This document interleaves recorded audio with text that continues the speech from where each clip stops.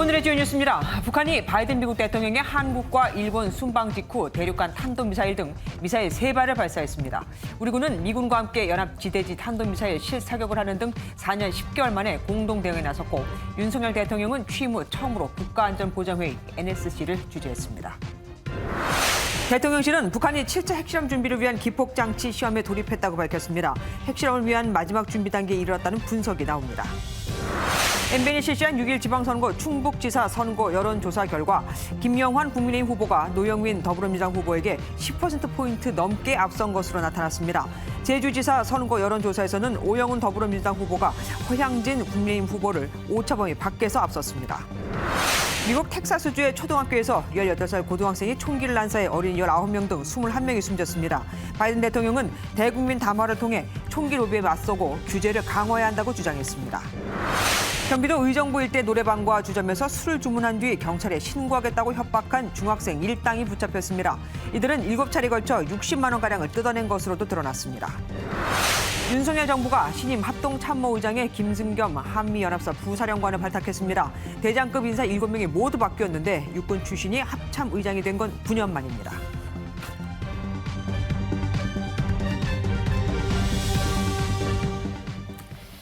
바이든 미국 대통령이 귀국길에 오른 뒤 오늘 오전 6시쯤 북한이 동해상으로 3발의 탄도미사일을 쐈습니다.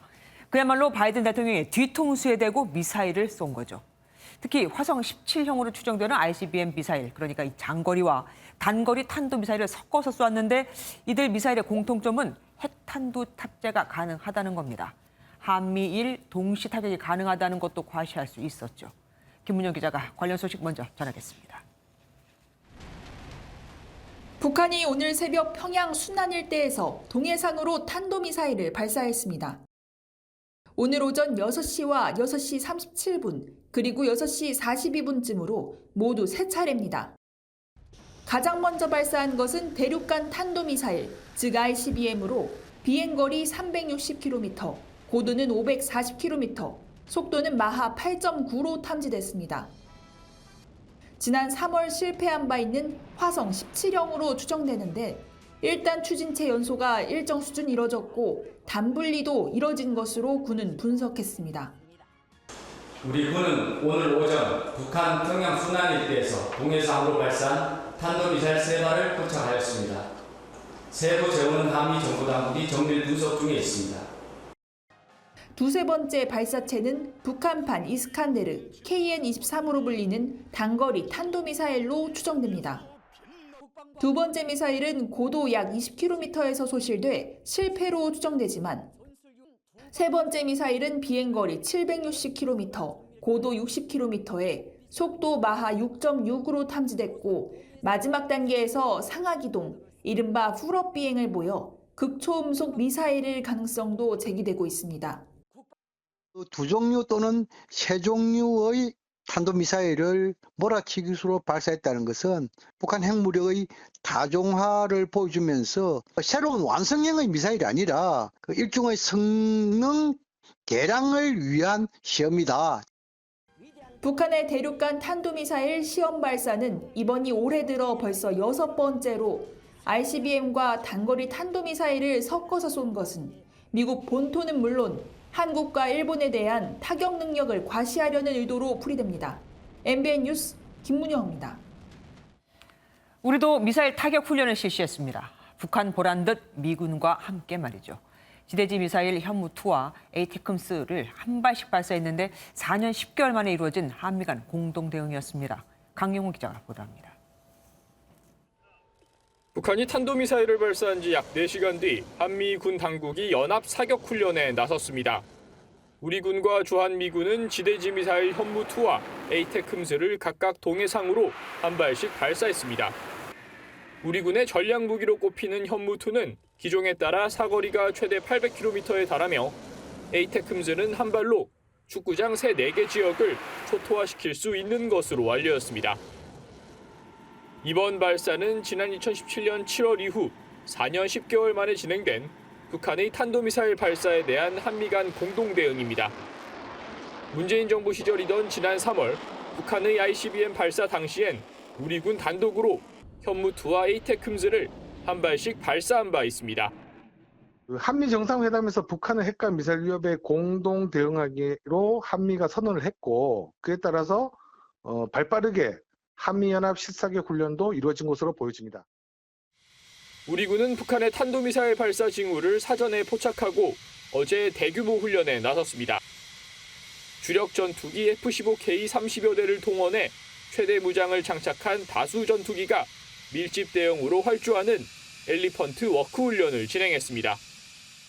이런 가운데 미국의 전략 자산으로 불리는 B-52H 전략 폭격기와 코브라볼 정찰기가 일본 상공을 비행하는 적이 포착되기도 했습니다. MBN 뉴스 강영호입니다. 미사일 발사와 별개로 북한이 핵폭탄을 터뜨릴 때 쓸 기폭 장치를 시험한 것으로도 확인됐습니다. 중간에 폭탄을 두고 이걸 터뜨려서 그 열로 핵폭탄을 터뜨리는 거라는데 결국 7차 핵실험이 임박했다는 말이 되겠죠. 윤석열 대통령은 미사일 발사 90여 분 만에 직접 국가안전보장회의 NSC를 주재하고 연합 방위태세 강화를 지시했습니다. 황재원 기자입니다. 대통령실은 북한이 풍계리 핵실험장과 다른 장소에서 7차 핵실험을 위한 핵 기폭장치 작동 시험에 들어간 것이 탐지됐다고 밝혔습니다. 김태효 국가안보실 1차장은 핵폭탄 제조에 필수적인 고폭 실험을 몇 주 동안 지속적으로 하고 있다며 핵실험 마지막 준비 단계가 임박했다고 말했습니다. 하루 이틀 내에 핵실험이 일어날 가능성은 작지만 그 이후 시점에서는 충분히 가능성이 있다고 내다봤습니다. 윤석열 대통령은 북한의 첫 미사일 발사 직후인 아침 6시 3분 도발 보고를 받고 아침 7시 35분 첫 NSC를 주재했습니다. 1시간 동안의 회의에서 윤 대통령은 한미 간 합의된 확장 억제 실행력과 연합 방위태세 강화 등 실질적 조치를 이행하라고 지시했습니다. 강력하고 효과적으로 대응할 수 있는 상시 대비 태세를 갖추고 있으며 굳건한 한미동맹을 바탕으로 실질적 조치를 취해 나갈 것이다. 대통령실은 다만 실질적 조치가 지금 당장 핵 잠수함 등 전략자산 전개를 의미하는 것은 아니라고 설명했습니다. 정부는 북한의 미사일 발사를 규탄하는 성명을 발표했고 백악관은 바이든 미국 대통령이 북한의 미사일에 대한 보고를 받았다며 한국에 대한 미국의 방위 약속은 철통 같다고 재확인했습니다. MBN 뉴스 황재원입니다.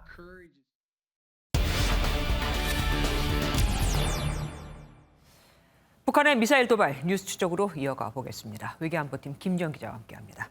김 기자, 미국이 바이든 대통령의 방한이나 방일 때 혹시 북한이 미사일 도발하는 어쩌나 견제를 많이 하지 않았습니까? 그런데 정말 바이든 대통령이 떠나자마자 도발을 감행했습니다. 네, 원래는 말씀하신 대로 바이든 대통령의 방한이나 방일 기간 중에 도발할 것이란 예상이 정말 많았는데요.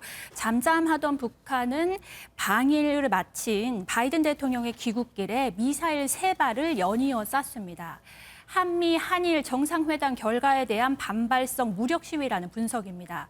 한미 정상회담 공동성명엔 북핵 대응 수단으로 핵이 처음 명시됐고 미일 정상회담에선 북핵 위협 대응을 위한 한미일의 긴밀한 안보 협력이 논의됐습니다. 한반도의 지속 가능한 평화는 원칙에 기초한 일관된 대북 정책에 의해 뒷받침됩니다.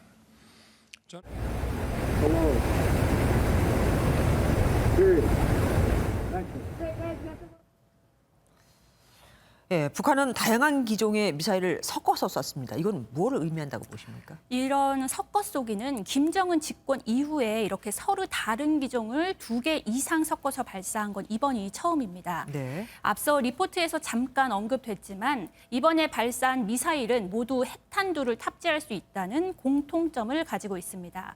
정상 각도로 쏘면 ICBM은 미 본토를, 단거리 미사일은 한국과 일본을 타격할 수 있다는 점에서 한국과 일본, 미국에 대해 경고의 메시지를 보냈다고 평가할 수 있습니다.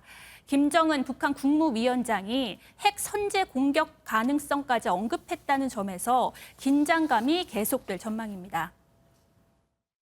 한미 미일 쿼드 회의를 통해서 북한에 대한 강력한 경고와 억제에 대한 여러 가지 수단들이 구체화됐습니다. 북한의 입장에서는 이런 것에 대한 대응으로 미사일을 발사했다라고 생각합니다. 김태효 국가안보실 1차장은 하루 이틀 내는 아니겠지만 그렇지만 곧 핵실험이 임박했을 것이다라는 말도 했습니다. 언제쯤 할 것으로 보입니까? 북한의 도발은 한미일, 그 중에서도 미국의 주목도를 높여서 또 원하는 바를 얻고자 하는 데 있기 때문에 네. 핵실험 효과를 가장 극대화할 수 있는 시점을 선택할 것이란 관측입니다. 오는 30일 미국의 현충일인 메모리얼 데이 연휴 주말이나 다음 달 초 예정된 노동당 중앙위원회 전원회의 직후가 점쳐집니다. 박진 외교부 장관은 유엔 안전보장이사회에서 신규 대북 제재 결의안이 채택될 수 있도록 우방국들과의 공조를 강조했습니다. 그리고 어제 저희도 잠깐 전해드렸지만 중국과 러시아 군용기가 한국 방공식별구역, 카디즈라고 하죠. 여기 네. 침범을 했습니다. 북한 도발하고 연관이 있다고 보십니까? 그 연관성이 있다기보다는 한국과 미국에 대한 그런 견제 성격이 같다. 그런 성격이다라는 예. 점에서는 비슷하다고 볼 수 있습니다. 중국 군용기 2대와 러시아 군용기 4대가 어제 오전 독도 인근 카디즈에 무단으로 진입했다가 이탈했는데요. 네. 중국과 러시아는 통상적인 연합 공중전략 비행을 한 것이라고 일축했지만 한미 정상회담과 인도태평양 경제 프레임워크, IPEF 참여 등 강화된 한미 공조에 대한 의도된 무력 시위 가능성이 크다는 분석입니다. 김태효 안보실 1차장은 사전에 세 나라가 공조했는지는 알 수 없다며 다만 국제사회에 대한 정치, 외교, 군사적 메시지로 짐작한다고 밝혔습니다. 그렇죠. 뭐 셋이서 같이 짜진 않았겠지만 어쨌든 어떤 의도가 없고선 저렇게 세 개 나라가 동시에 도발을 한반도에서 할 리가 없다는 생각이 듭니다. 뉴스추적 김지영 기자와 함께했습니다. 고맙습니다. 6일 지방선거가 딱 일주일 앞으로 다가왔죠. 국민의힘은 충청으로, 더불어민주당 지도부는 접전 지역인 강원도를 찾았습니다. 민주당 총괄선대위원장을 맡은 이재명 상임고문은 접전이라는 여론조사가 나와서인지 다른 곳에 가지 않고 자기 선거구죠. 인천 계양을 유세에 집중했습니다. 노태영 기자입니다. 초접전 중인 충청권 지원을 위해 김태흠 충남지사 후보 사무소를 찾은 국민의힘 지도부. 충청지방은행 설립, GTX-C 천안 연장 등 맞춤형 공약을 내세우며 표심을 자극했습니다. GTX-C 천안 연장 같은 경우에는 천안의 미래를 위해서 굉장히 중요한 공약이다. 저희가 지원을 통해서 충청권도 지방은행을 통해 가지고 지역 경제가 활성화될 수 있도록. 권성동 원내대표는 윤석열 대통령이 충청의 아들이라며 힘센 충남을 위해서는 여당 후보가 당선돼야 함을 강조했습니다. 민주당은 또 다른 접전 지역인 강원으로 향했습니다. 윤석열 정부의 경제와 안보가 걱정이라며 정권 견제론을 앞세워 이광재 강원지사 후보 지지를 호소했습니다. 취임한 지 얼마 안 됐는데 집무실 옮기는 문제, 이런 문제에 너무 신경을 많이 쓰시다 보니까 국민들 살아가는 민생에 대해서 아직 집중을 못하고 계신 것 같습니다. 또 강원 지역 소상공인 자영업자들과의 간담회 등을 통해 민심 청취 행보도 이어갔습니다. MBN 뉴스 노태현입니다. 수요일마다 MBN이 6일 지방선거 여론조사 결과를 전해드리고 있죠. 오늘은 충청북도와 제주지사입니다. 신구 권력의 대리전 양상을 띈 충북지사는 김영환 국민의힘 후보가, 제주지사는 오영훈 더불어민주당 후보가 앞서고 있었습니다. 신재우 기자가 보도합니다. MBN이 리얼미터와 함께 충북지사 여론조사를 실시했습니다. 윤석열 대통령 특보 출신의 김영환 국민의힘 후보가 50.9%를 얻었고 문재인 전 대통령 비서실장을 지낸 노영민 더불어민주당 후보는 37.2%로 나타났습니다. 김영환 후보는 50대 이상에게서, 노영민 후보는 40대 이하에게서 상대적으로 높은 지지를 받았습니다. 당선 가능성도 김영환 후보는 노영민 후보에 20%포인트 이상 앞선 것으로 조사됐습니다. 충청북도가 가장 우선적으로 해결해야 할 과제로는 기업 유치 및 일자리 창출과 지역 경쟁력 강화가 각각 28.2%, 22.6%로 가장 많은 응답을 받았습니다. 충북 선거는 윤심 대 문심의 대결로 인식되고 있습니다. 아무래도 새 정부 출범 효과, 한미 정상회담 효과 등으로 그 효과를 오롯이 김영환 후보가. 제주지사 여론조사에서 오영훈 더불어민주당 후보 48.4%, 허향진 국민의힘 후보 39.3%로 나타났습니다. 오 후보는 40대 이하에서, 허 후보는 60세 이상 연령층에서 앞섰는데 50대에선 두 후보가 팽팽한 양상을 보였습니다. 지지 여부와 별개로 당선 가능성을 물어봤는데 오영훈 후보 57.6%, 허향진 후보 33.4%로 조사됐습니다. 지역 과제로는 환경 보전이 24.3%, 기업 유지 및 일자리 창출 20%, 경제 활성화 18.4% 순으로 나타났습니다. MBN 뉴스 신재우입니다. 더불어민주당 지도부 회의에서 고성이 흘러나왔습니다. 박지원 공동비대위원장이 어제에 이어 또 86 용태론을 주장하고 최강욱 의원에 대해 당 윤리심판원이 징계 절차를 지방선거 뒤로 미루자 그래선 안 된다. 비상징계 권한이라도 쓰겠다고 언급하자 다른 지도부들이 박 위원장을 비판한 겁니다. 이럴 거면 왜 저를 뽑았습니까? 박 위원장도 가만히 있지 않았죠. 이현재 기자가 보도합니다. 86 용퇴론을 꺼내들며 작심 발언을 연일 쏟아낸 박지원 더불어민주당 공동비대위원장. 대선 패배에도 여전히 내로남불이고 성폭력 사건도 반복되는 등 반성이 없다는 겁니다. 국민의 신뢰를 회복하기 위해서라도 586 정치인의 용퇴를 논의해야 합니다. 아름다운 퇴장을 준비해야 합니다.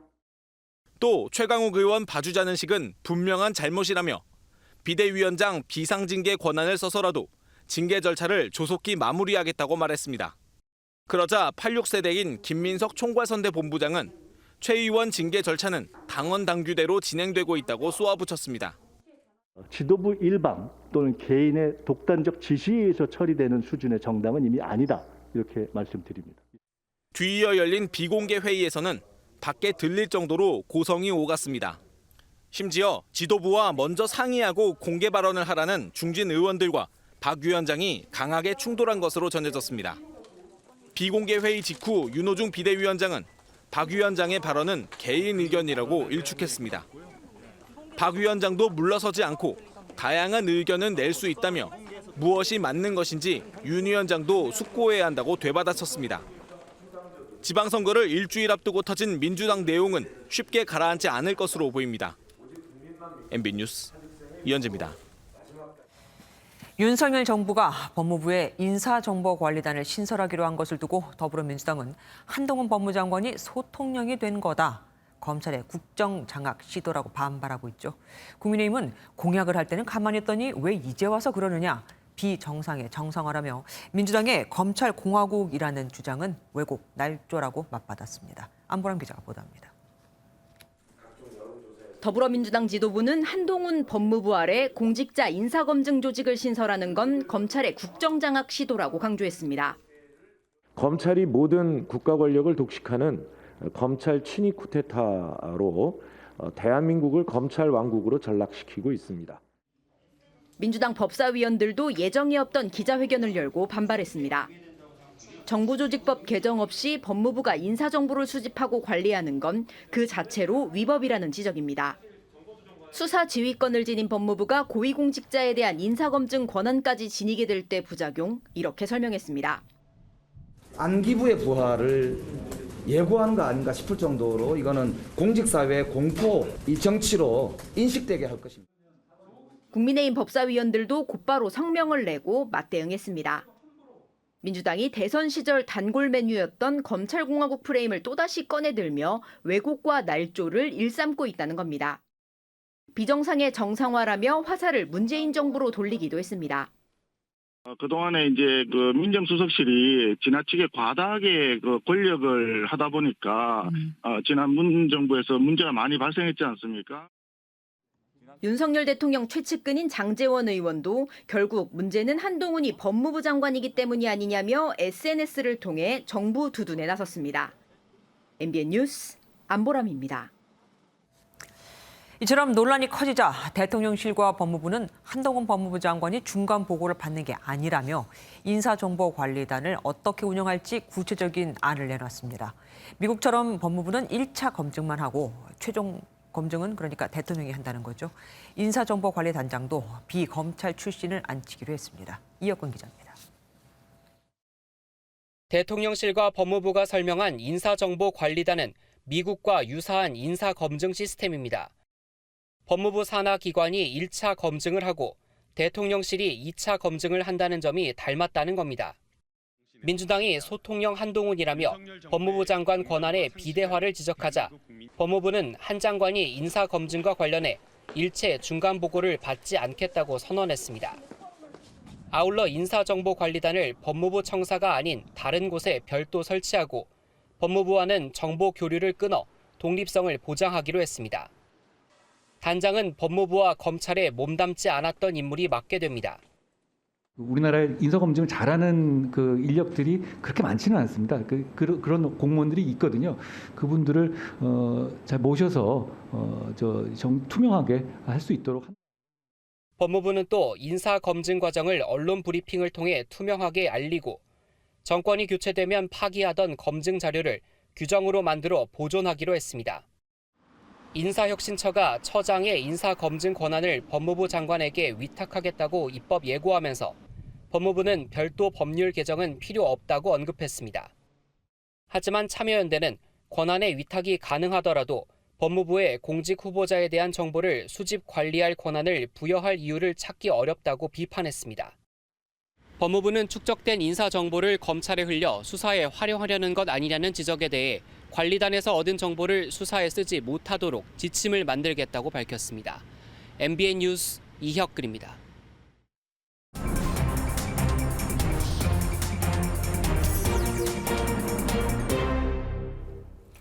오늘 있었던 정치권 뒷이야기 들어보는 정치톡톡 시간입니다. 정치부 주진희 기자 나왔습니다. 어서 오십시오. 북한이 미사일 도발을 강행한 오늘 마침 이 국정원장의 인사청문회가 있었습니다. 북한이 계속해서 도발할 것 같긴 한데 국정원은 어떻게 파악하고 있던가요? 네, 아무래도 좀 부정적입니다. 네. 북한 내부의 코로나19 상황이 좀 심각한데도 미사일을 쐈다는 거는 북한이 도발을 이어가겠다는 의중으로 보여서 답변을 먼저 들어보시겠습니다.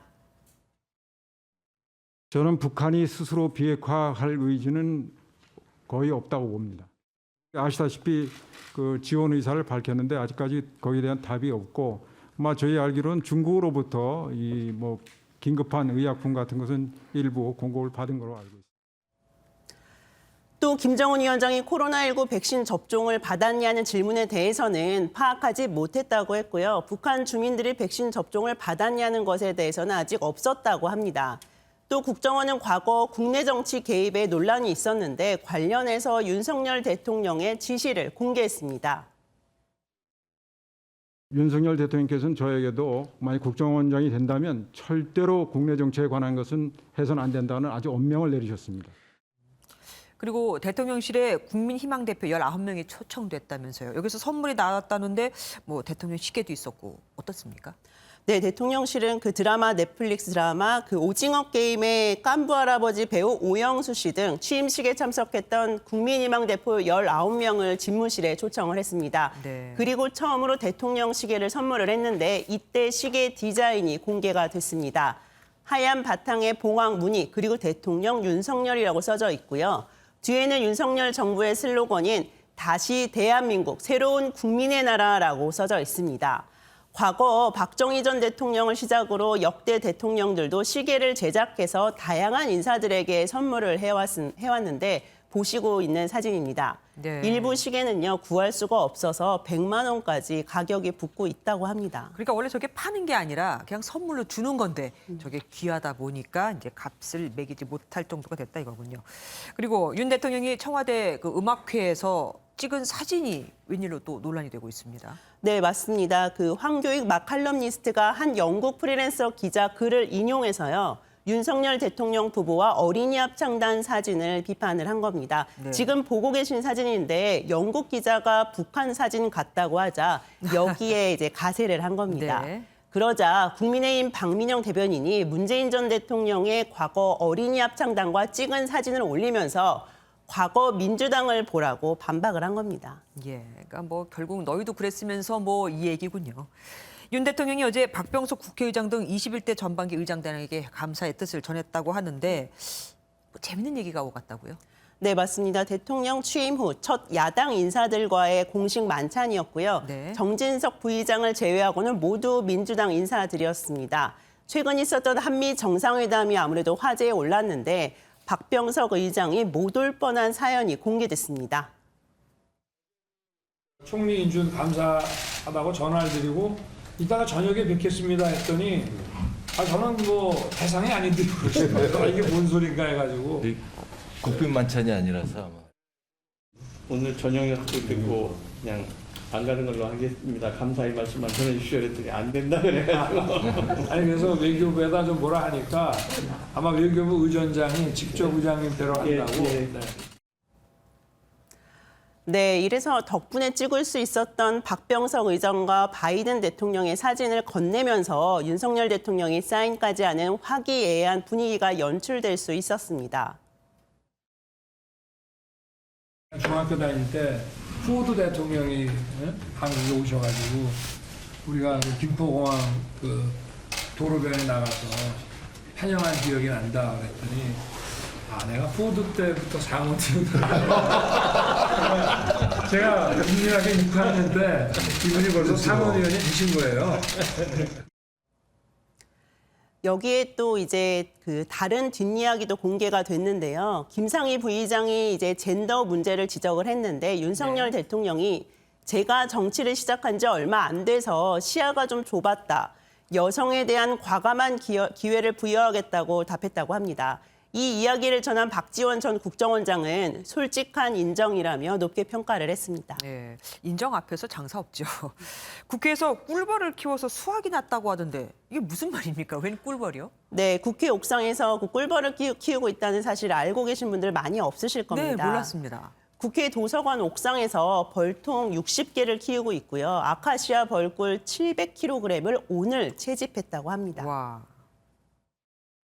우리나라 꿀벌의 3분의 1이 사라져서 도심 생태계가 많이 위험에 처해져 있습니다. 도심 양봉도 활성화하기 위한 차원에서 계획을 하게 됐습니다.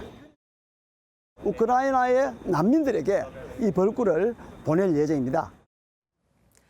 그 꿀벌들이 도심 등 그 식물 수정을 담당하고 있어서 네. 중요도가 증가하고 있다고 하고요. 요즘 대기업들도 사옥 옥상에 꿀벌을 키우고 있다고 합니다.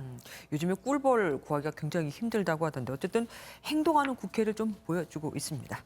고맙습니다. 지금까지 정치부 주진희 기자와 함께했습니다. 미국 텍사스주 초등학교에서 18살 고등학생이 총을 난사해 어린이 19명을 포함해 적어도 21명이 목숨을 잃었습니다. 바이든 대통령은 백악관에서 대국민 담화를 통해 총기 규제 강화를 역설했습니다. 워싱턴 연결해서 자세한 내용 살펴보겠습니다. 최준락 특파원. 네, 워싱턴입니다. 희생자 대부분이 어린 초등학생들입니다. 당시 상황부터 좀 전해주십시오. 네, 총격 사건이 벌어진 곳은 미국 텍사스주에 있는 한 조용한 마을의 초등학교였습니다. 시간은 오전 11시 30분쯤 수업 중인 것으로 알려졌습니다. 현재까지 7살에서 10살 정도의 초등학생 19명을 포함해 교사 등 어른 2명, 적어도 21명이 사망했습니다.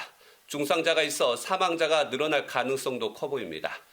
총격범은 18살 고등학생인 셀버도 라모스로 현장에서 진압 요원의 총에 맞아 숨졌습니다. 현재 경찰에 따르면 라모스는 학교로 진입해 총격을 가하기 전에 같이 사는 할머니에게 총을 쐈다는 얘기도 나옵니다. 이후 직접 차를 몰고 달리다가 초등학교 인근 배수로에 빠졌고 학교 경찰에 재질을 뿌리치고 교실로 쳐들어가 총을 난사한 것으로 보입니다. 당시 어린 학생들은 소리를 지르며 교실 창문을 깨고 빠져나왔지만 속수무책이었던 것으로 전해졌습니다. 아니, 초등학생을 쏜 아이가 고등학생이라고요. 범행 동기는 밝혀진 겁니까? 네. 현장에서 사살당했기 때문에 여러 가지 정황을 살펴봐야 합니다. 일단 총격범 라모스가 방탄복을 입었기 때문에 계획범죄의 무게가 실립니다. 텍사스주는 비교적 총기 소지 권리가 보장된 곳인데 라모스는 18살 생일에 총을 합법적으로 구매한 것으로 알려졌습니다. 어머니, 할머니와 같이 살고 있는데 학교에서는 심한 괴롭힘을 당했다는 증언도 나왔습니다. 특히 라모스는 자신의 총기를 직접 SNS에 올리는 등 기이한 행동을 해서 일각에서는 사회와 단절된 외로운 늑대, 단독형 범죄라는 추정도 나옵니다. 왜 초등학교에서 무차별 난사를 했는지, 동기가 무엇이었는지는 좀 더 조사가 필요한 것으로 보입니다. 18살인데 합법적으로 총을 구매했다. 참 무섭습니다. 바이든 대통령도 대국민 담화를 했죠. 총기 규제를 역설했다고요? 네, 안타까운 것은 미국에서는 총격 사건이 발생할 때마다 총기 규제 강화 얘기가 나오지만 총기 관련 로비 단체에 번번이 막히고 있습니다. 바이든 대통령도 이번에는 총기법 개정안이 통과되도록 의회에 압력을 가해달라고 요청했습니다. I am sick and tired of it. We have to act. And don't tell me we can't have an impact on this carnage. 미국에서는 이번 텍사스 초등학교 총격범처럼 18살 이상이면 총기를 구매할 수 있는데 이 총기법을 21살로 올리려는 개정안이 미 의회에서 막혀 있습니다. 2013년 샌디옥 초등학교에서 벌어진 총기 난사 사건 이후 학교 내 총격 사건은 900건이 넘습니다. 바이든 대통령은 왜 우리는 대학살과 함께 살려고 하는 것인가라고 반문했는데 다시는 자녀를 볼 수 없는 부모를 생각해야 한다고 강조했습니다. 백악관에는 다음 주부터 여름방학을 앞두고 희생된 초등학생 등을 애도하기 위한 조기가 개항됐습니다. 지금까지 워싱턴에서 전해드렸습니다. 미성년자 신분을 숨기고 술을 시킨 뒤에 신고하겠다며 돈을 뜯어낸 철없는 중학생 2명이 붙잡혔습니다. 중학생들이 이런 식으로 돈을 뜯어낸 식당과 노래방이 7곳이나 됩니다. 이혁재 기자가 단독 보도합니다. 경찰이 한 노래방 안으로 들어갑니다. 방 안에 맥주병 2병과 남성 2명이 있습니다. 경찰과 함께 가게 밖으로 나온 이 남성들은 10대 중학생입니다. 이들은 술을 달라고 한 뒤 가게 주인이 술을 주자 미성년자에게 술을 팔았으니 경찰에 신고하겠다며 가게 주인을 협박했습니다. 중학생 2명은 지난 19일부터 어제까지 의정부시 일대 노래방과 주점을 돌며 이런 방식으로 돈을 뜯어냈습니다. 중학생 일당이 돈을 뜯어내는 수법이 소문나면서 어제 새벽 한 업주의 신고로 결국 경찰에 꼬리가 붙잡혔습니다. 업소 주인들한테 우리 미성년자니까 돈을 얼마를 달라고 요구를 하고 안 주면 신고하겠다고 많이 힘들어하세요. 그런데다가 또 이런 일이 발생이 되니까 현장에서 붙잡힌 이들은 범행을 부인했지만 이체 내역 등 증거를 보여주자 범행을 시인한 것으로 알려졌습니다. 경찰 조사 과정에서 이들은 같은 수법으로 총 7번에 걸쳐 60만 원가량을 협박해 뜯어낸 사실이 드러났습니다. 경기 의정부 경찰서는 보호자에게 이들을 인계하고 자세한 사건 경위를 조사하고 있습니다. MBN 뉴스 이혁재입니다. 생방송 도중 유튜버를 폭행한 남성이 시청자 신고로 결국 경찰 조사를 받게 됐습니다. 유튜버가 여장을 하고 남성들을 불러들이는 장면을 촬영하고 있던 중에 속아서 찾아간 남성이었죠. 강재묵 기자가 보도합니다. 유튜브 채널 한 인터넷 방송. 방송이 진행되는 영상 안에서 흰옷을 입은 남성이 고함을 지릅니다. 다시 말해봐. 끝내 발길질을 하는가 하면 상대를 쓰러뜨린 채 얼굴을 마구 때리기까지 합니다. 지난 22일 개인 방송을 운영하는 유튜버 A씨가 40대 남성 B씨로부터 폭행을 당하는 사건이 벌어졌습니다. A씨는 여장을 한 채 남성을 속여 집으로 불러들이는 콘텐츠를 진행하던 유튜버입니다. A씨를 여성으로 알고 찾아온 B씨가 A씨의 정체를 알고 폭행한 겁니다. 폭행 장면은 실시간으로 중계되면서 10,000명에 달하는 사람들이 이를 시청하기도 했습니다. 시청자들의 신고로 조사에 착수한 경찰은 40대 남성의 신원을 밝혀냈고 가해자와 피해자에게 경찰서 출석을 통보했습니다. 경찰은 해당 유튜버를 폭행한 40대 남성을 불구속 입건해 조사 중입니다. MBN 뉴스 강재명입니다. 광주에서 1톤 화물차가 인도로 돌진해 행인 2명을 치어 1명이 숨졌습니다. 점심시간이 다 되어가는 한낮이었지만 운전자는 만취 상태였고 이런 상태에서 배송을 하다가 사고를 냈습니다. 정치훈 기자가 보도합니다. 흰색 1톤 화물차가 지그재그로 달리더니 갑자기 인도로 돌진합니다. 속도도 줄이지 않고 그대로 들이받았는데 뒤쪽 화물칸이 모두 열릴 만큼 충격이 컸습니다. 차량 진입방 지붕 3개가 부러지고 전봇대 하나가 쓰러질 정도였습니다. 깜짝 놀라서 전봇대를 받고 약간 들어가 버렸어. 그때 빨간불이었어. 신호등이 파란불이 아니고. 이 사고로 자전거를 타고 지나가던 시민 1명이 숨지고 다른 보행자 1명은 병원으로 옮겨져 치료를 받고 있습니다. 사고 현장은 공원과 공원을 이어주는 건널목으로 평소 시민들의 잦은 왕래가 있던 곳이었습니다.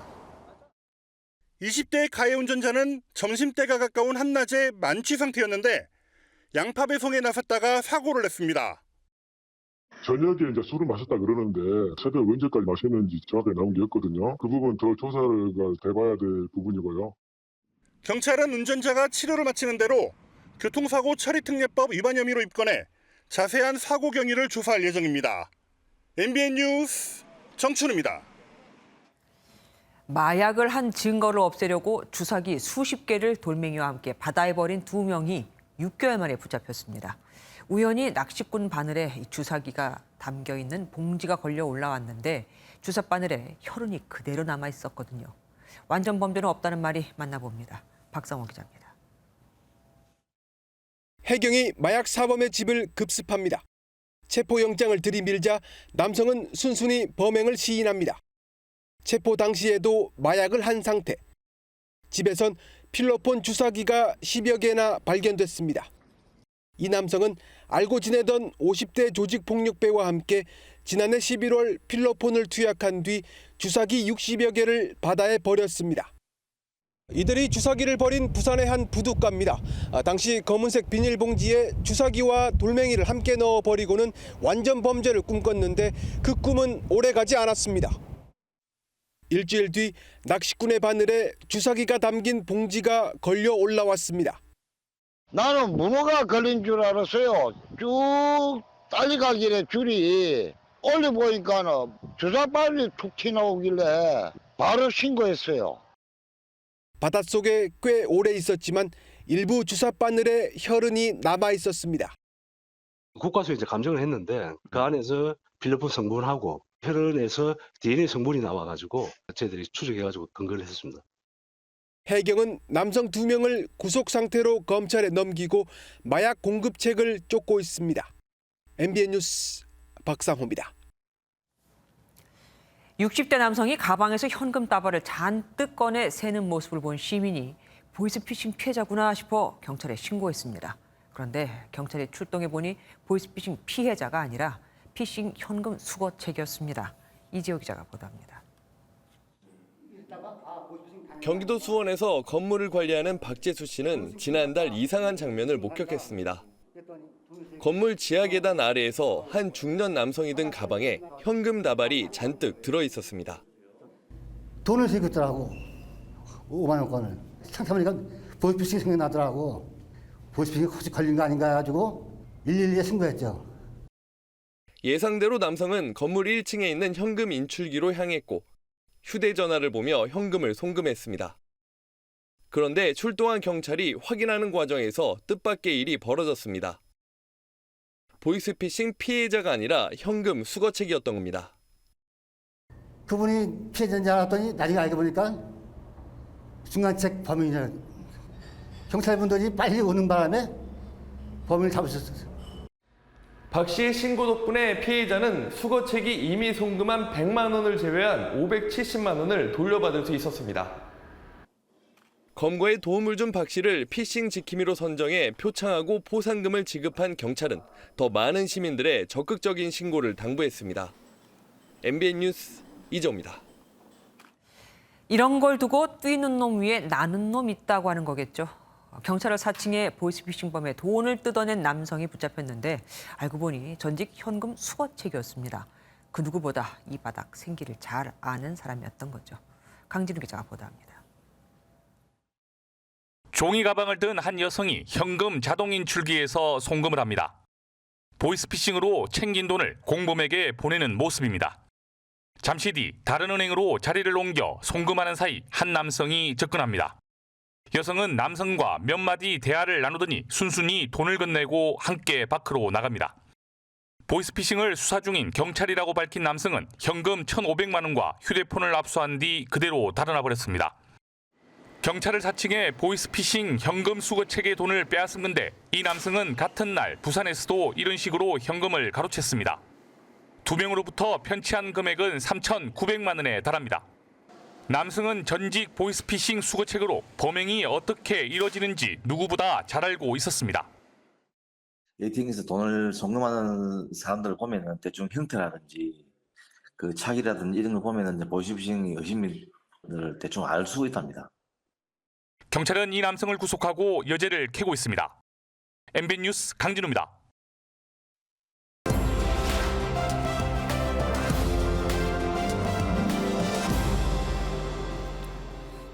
키워드를 살펴보는 오늘의 화제 빅뉴스 시간입니다. 장명훈 기자와 함께합니다. 장 기자, 첫 번째 보겠습니다. 청와대 본관 공개 언제부터입니까? 내일부터입니다. 네. 이번에 공개되는 장소는 대통령 집무실이 있던 본관과 대통령이 생활하던 관저 등 총 2곳입니다. 저희 취재진이 오늘 먼저 다녀왔는데요. 지금 화면으로 보시는 이 빨간 레드카펫이 깔린 곳이 본관 1층이고 바로 옆 영부인 집무실과 접견실이 있는 무궁화실도 공개됩니다. 그리고 2층에 대통령 집무실과 외빈 접견실, 동측 별채인 충무실 등의 모습도 볼 수 있습니다. 며칠 전부터 영빈관이랑 춘추관도 공개가 됐으니까 가볼 데가 꽤 많을 것 같습니다. 관저도 들어갈 수 있습니까? 안타깝지만 대통령 관저 내부로 직접 들어가서 관람하기는 어렵고요. 바로 앞 안뜰까지 가서 창문을 통해 내부 가구나 집기류 등을 볼 수 있다고 합니다. 지금 보시는 이 영상들이 대통령 관저의 주방, 메이크업실, 드레스룸 그리고 침실 등 모습인데요. 역대 대통령의 사적인 공간을 볼 수 있다는 점에서 의미가 있습니다. 이렇다 보니 청와대 관람 신청자도 점점 늘어 어제 기준 누적 543만 명 신청했다고 합니다. 알겠습니다. 다음 보겠습니다. 500봉 샀는데 없다. 여기서 봉 하면 보통 봉지를 얘기하는데 그러면 뭐 과자, 라면 뭐 이런 거 얘기하는 겁니까? 네, 라면입니다. 여름에 많이 팔리는 이 비빔면인데요. 이 회사 모델의 사인회를 갈 수 있는 이벤트가 라면 회사 주최로 열립니다. 고객이 응모를 하면 추첨을 통해 갈 수 있는 방법인데 응모를 하는 방법이 다소 고약합니다. 방법은 라면 5개 묶음에 1개씩 들어있는 포토카드를 종류별로 2장을 모아야 사인회 참석에 의무할 수 있습니다. 그렇게 어려울 것 같지 않은데 설마 뭐 카드 2봉지, 아니 그러니까 카드 2개 얻으려고 비빔만 뭐 500봉을 샀다, 그건 아니겠죠? 이 문제가요. 카드가 2종류인데 한 종류 카드가 너무 안 나왔던 겁니다. SNS에는 해당 라면을 몇 상자씩 구매했는데 그 포토카드가 안 나왔다, 이런 불만의 글이 올라오고 있고요. 한 소비자는 무려 100묶음, 낱개로 따지면 500봉 정도를 샀는데 한 장도 안 나왔다는 게시글을 올리기도 했습니다. 급기야 제가 중고거래 사이트에 들어가 봤더니 이 카드 한 장에 적게는 4만 원에서 5만 원, 비싸게는 8만 원까지 팔리고 있었습니다. 라면에 도대체 몇 배입니까? 팬 사인회에 초대하는 것도 아니고 응모할 기회를 얻는 건데 좀 너무하네요. 회사 측은 뭐라고 얘기합니까? 네, 뭐 감론을박이 이어지고 있지만 이거 너무 상술 아니냐 이런 목소리가 크고요. 소비자를 우롱하는 것도 정도가 있지 카드 안 나오면 앞으로 불매할 거다 이런 역풍 조짐까지 보이고 있습니다. 이렇다 보니 해당 회사는 행사를 준비하면서 좀 미숙했다 이런 해명을 내놨습니다. 앞으로 어떻게 또 나올지 두고 봐야겠습니다. 다음 보겠습니다.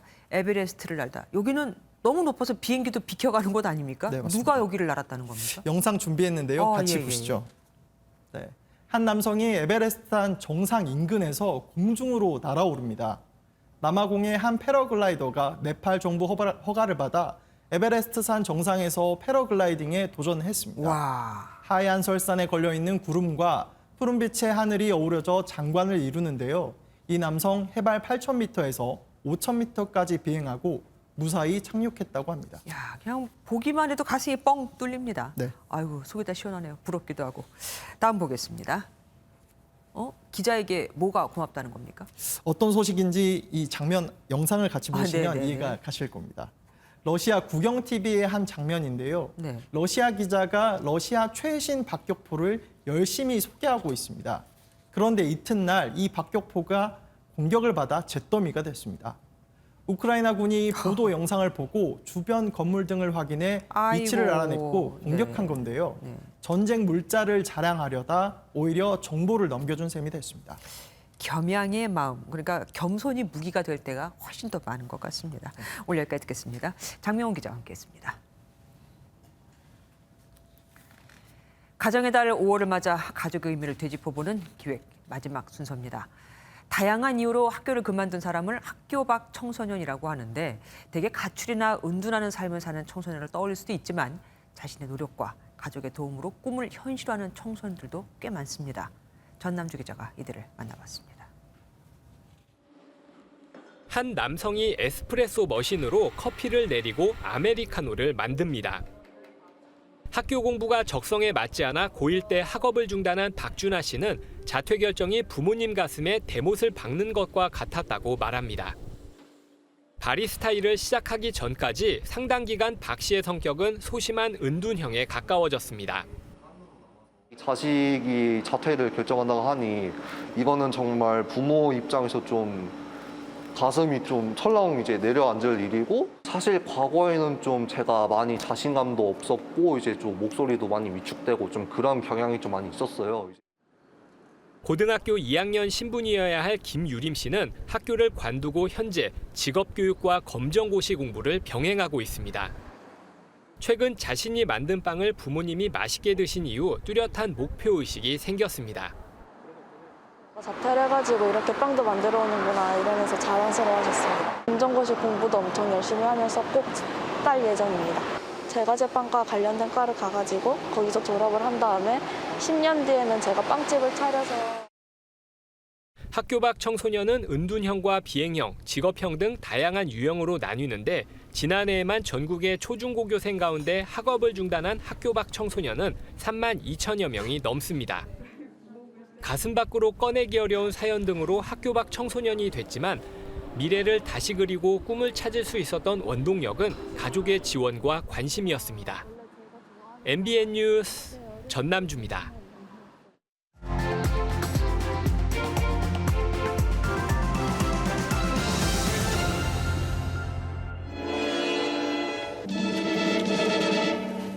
노래가 좋아. 처음에 나오는 노래가. 영화 살인의 추억에서 형사 송강호 씨가 짜장면을 먹으며 참 좋다고 한 이 음악은 1970, 80년대 큰 인기를 끌었던 드라마 수사반장의 주제곡입니다. 당시 최고 시청률 70%에 달했던 수사반장은 최불암 씨를 스타 반열에 올려놓았을 뿐 아니라 대한민국 경찰이라면 모름지기 드라마 속 형사들처럼 모두가 정의롭고 용기 있을 것이라 생각하게끔 만들었었죠. 최근 경찰을 향한 불만이 터져나오고 있습니다. 수사 진행이 더딘 데다가 아직 수사력에 대한 확신도 숨어주지 못하고 있거든요. 경찰의 평균 사건 처리 기간만 봐도 2018년 48.9일에서 지난해 64.2일로 크게 늘었습니다. 지난해 1월 검경 수사권 조정 이후 경찰로 사건이 몰리면서 업무량이 30%나 증가했지만 경찰 수사 인력은 전체 경찰 15만 명 중 3만 명 수준으로 관련 인력은 소폭 증가하는 데 그쳤거든요. 부담이 크다 보니 경찰들 사이에선 수사 부서 기피 현상마저 벌어지고 있습니다. 신임 수사관들을 투입해 공백을 막고는 있지만 경험이 부족한 데다 아랫돌 빼서 윗돌 막는 격이다 보니 수사력에 대한 우려가 나올 수밖에 없는 겁니다. 여기다 오는 9월부터는 검수완박법 시행으로 경찰의 일은 더 늘어나겠죠. 그래서 경찰이 내놓은 게 수당 아이디어입니다. 경찰관이 사건 하나를 처리할 때마다 수당 2만 원씩 주자는 건데 경찰 내부에서조차 반발이 일고 있습니다. 수사는 경찰 본연의 업무인데 이걸 한다고 별도의 수당을 주는 게 맞는 거냐 이거죠. 한편으론 한 건당 2만 원을 준다고 경찰들의 사건 처리 속도가 빨라질 것으로 생각하는 것 그 자체가 난센스라는 지적도 나옵니다. 경찰 수사에 공백이 생긴다면 그 영향은 고스란히 범죄 피해자들에게 돌아갈 수밖에 없습니다. 검찰이다 경찰이다 수사권을 둘러싼 논쟁은 차지하더라도 억울한 피해자가 생겨서는 안 된다는 기본은 반드시 지켜져야 합니다. 이 기본을 바라는 국민이 불쌍한 건 저뿐만이 아니겠죠. 김주아의 그런데 오늘은 경찰 수사 64일 국민은 속탄다 였습니다.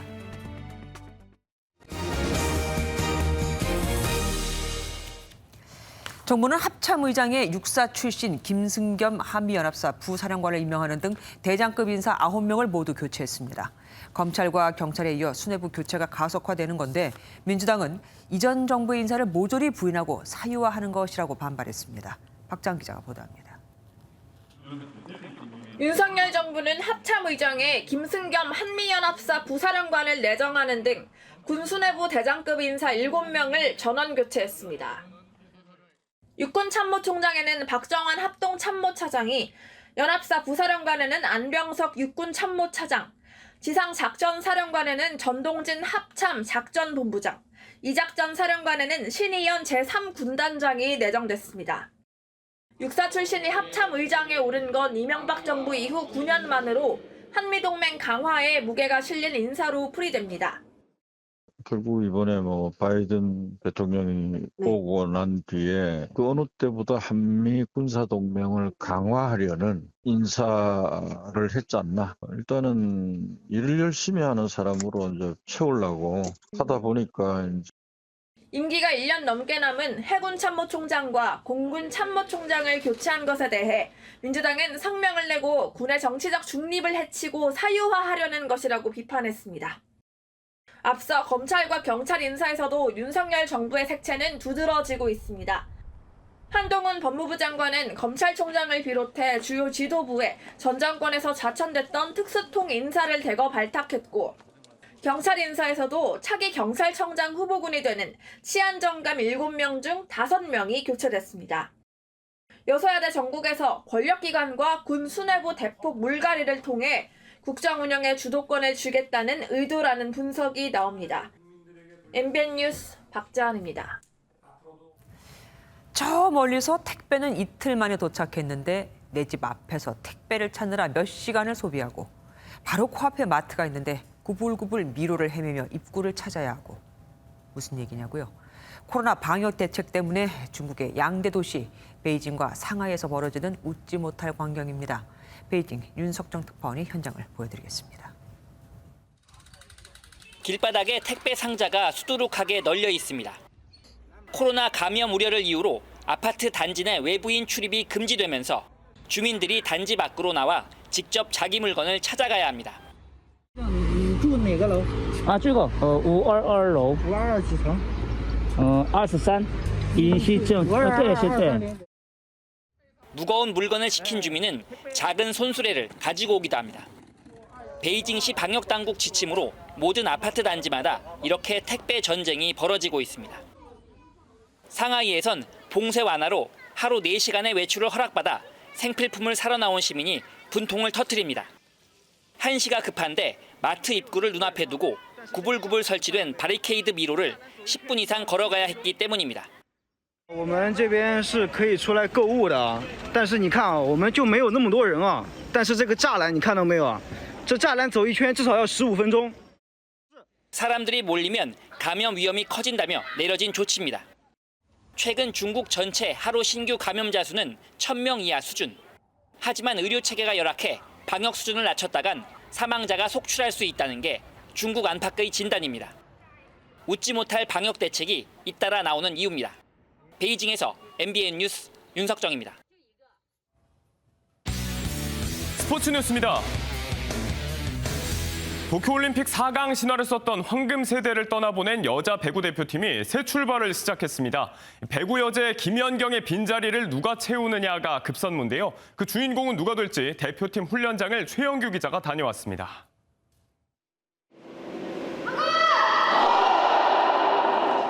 우렁찬 기업으로 시작한 여자 배구 대표팀의 훈련은 내내 웃음과 큰 목소리가 끊이지 않았습니다. 김연경 등 황금 세대가 떠난 빈자리를 채울 주인공은 2000년대생 젊은 선수들. 특히 양효진과 함께 현대건설을 1위로 이끈 이다연과 190cm로 대표팀 최장 신인 정호영 등이 전면에 나설 예정입니다. 네, 너무 그 빈자리가 크게 느껴지지 않는 것이 단기적인 목표인 것 같습니다. 2000년대생들이 16명 중 8명으로 절반을 차지하는 젊은 팀이 된 만큼 주장 박정환은 젊은 패기를 앞세우겠다는 각오입니다. 뒤에서 묵묵히 응원하는 여제 김연경의 응원도 큰 힘입니다. 네, 연경 언니도 그렇고 다 잘하라고 지켜보겠다고 나중에 시간 되면 한번 보러 오겠다고. 대표팀의 목표는 파리올림픽 본선 진출.